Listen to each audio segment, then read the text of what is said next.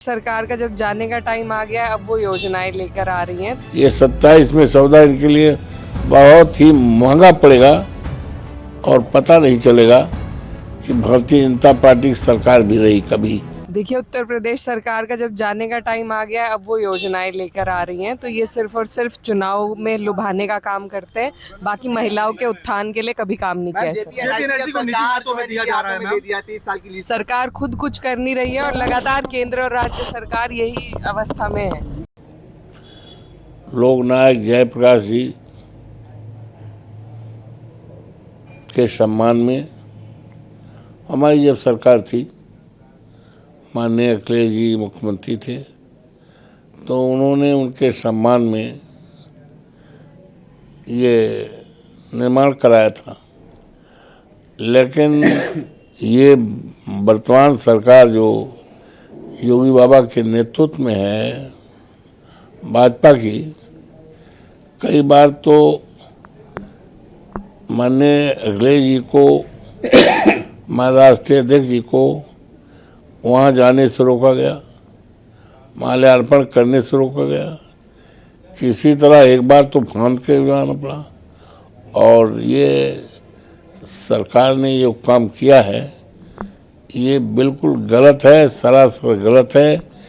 ये लोकनायक जयप्रकाश जी का तो अपमान है ही है, ये देश की आज़ादी का अपमान है, देश के सम्मान का अपमान है। ये सौदा जो कर रहे हैं, सरकार जो है व्यापार करने के लिए नहीं बनी है।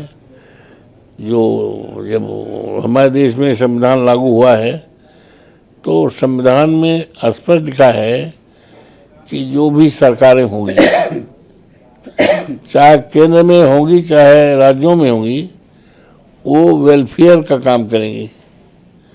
वेलफेयर स्टेट की कल्पना की गई है, लेकिन अफसोस के साथ कहना पड़ रहा है कि आज जो हमारी सरकारें हैं, चाहे वो केंद्र की हो, डबल इंजन की, चाहे प्रदेश की, ये कल्याण का काम छोड़ करके व्यापार का काम कर रहे हैं, जो देश के संविधान के खिलाफ है और प्रभु श्री राम की जो मर्यादा है उसके खिलाफ है। ये सौदा बहुत महंगा पड़ेगा। ठीक है, जो कर रहे हैं, ये 27 में सौदा इनके लिए बहुत ही महंगा पड़ेगा और पता नहीं चलेगा कि भारतीय जनता पार्टी की सरकार भी रही कभी। इनका सफाया होगा और 27 में पीडीए की सरकार माननीय अखिलेश यादव जी के नेतृत्व में बनेगी।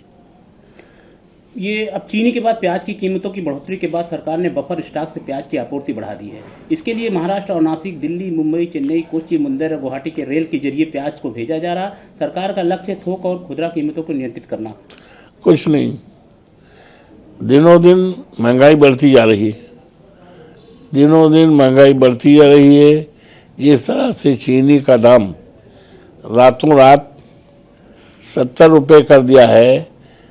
आज कई जगह से हमारे पास लोग आए थे, सवेरे सवेरे बता रहे चीनी 100 रुपये किलो हो गई। तो ये चीनी है, प्याज है, ये सब सरकार को ले बैठी है, सरकार को डुबा देगी एकदम।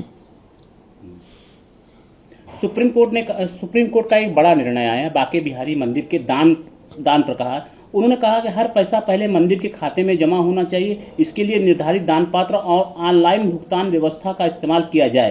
कोर्ट ने कहा कि चढ़ावे को मंदिर कोष में जमा होने रोकने से किसी भी कोशिश को गंभीरता से लिया जाएगा। कोर्ट ने पारदर्शी व्यवस्था बनाने का निर्देश दिया है। ठीक है, न्यायालय के आदेश का सम्मान करता हूँ और ये जब से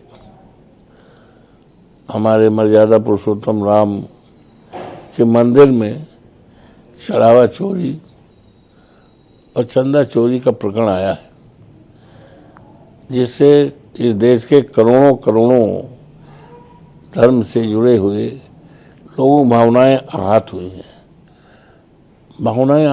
हैं। लेकिन अफसोस के साथ कहना पड़ रहा है कि हमारी जो सरकार है योगी जी के नेतृत्व में, वो जिम्मेदार लोगों को बचाना चाह रही है। बचाने का पूरी तरह से प्रयास किया है। ठीक है, ये बचा लें, लेकिन प्रभु के दरबार की चोरी है, डकैती है, ये बच नहीं पाएंगे। इनका सर्वनाश होगा, इनका सफाया होगा। सुप्रीम कोर्ट ने टीएमसी के 20 बाकी सांसदों को नोटिस जारी की है। यह नोटिस पार्टी महासचिव और लोकसभा नेता अभिषेक बनर्जी की याचिका पर जारी हुई है। याचिका में लोकसभा अध्यक्ष के पास लंबित सांसदों की अयोग्यता संबंधी याचिकाओं पर जल्दी फैसला लेने के लिए मांग की गई थी। हालांकि लोकसभा अध्यक्ष ओम बिरला को नोटिस जारी नहीं किया गया है। क्या कहना? ठीक है, कानून अपना काम करेगा, कानून अपना काम करेगा। अभी कोर्ट ने एक निर्णय, हाई कोर्ट ने एक निर्णय दिया है हिजाब के मामले में। एक लड़की ने हिजाब को अनिवार्य करने की बात कही थी स्कूलों में, लेकिन कोर्ट ने इसको नकार दिया और उन्होंने कहा कि नहीं, हिजाब जिससे तो नहीं किया जा सकता। ठीक है, कोर्ट के निर्णय के बारे में कुछ नहीं कहना। एक सवाल और है कि गृह मंत्री अमित शाह ने कहा है कि भारत कोई धर्मशाला नहीं है, देश में रहने का अधिकार केवल नागरिकों को। उन्होंने घुसपैठियों को देश की सुरक्षा, अर्थव्यवस्था और जनसंख्या के लिए खतरा बताया है। अमित शाह, इन लोगों के पास कोई काम तो है नहीं, रचनात्मक कोई काम है नहीं।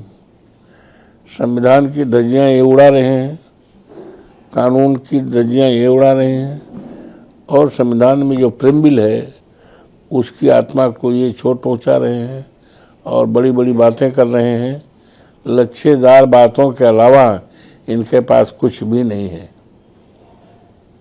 पेपर लीक के आरोप बाद एमपीएससी ने ड्रग इंस्पेक्टर भर्ती रद्द कर दी है। जल्द होगी नई परीक्षा। महाराष्ट्र लोक सेवा आयोग एमपीसी की प्रारंभिक जांच के बाद खाद्य एवं औषधि प्रशासन विभाग में ड्रग इंस्पेक्टर डी के पदों के लिए भर्ती प्रक्रिया रद्द कर दी है।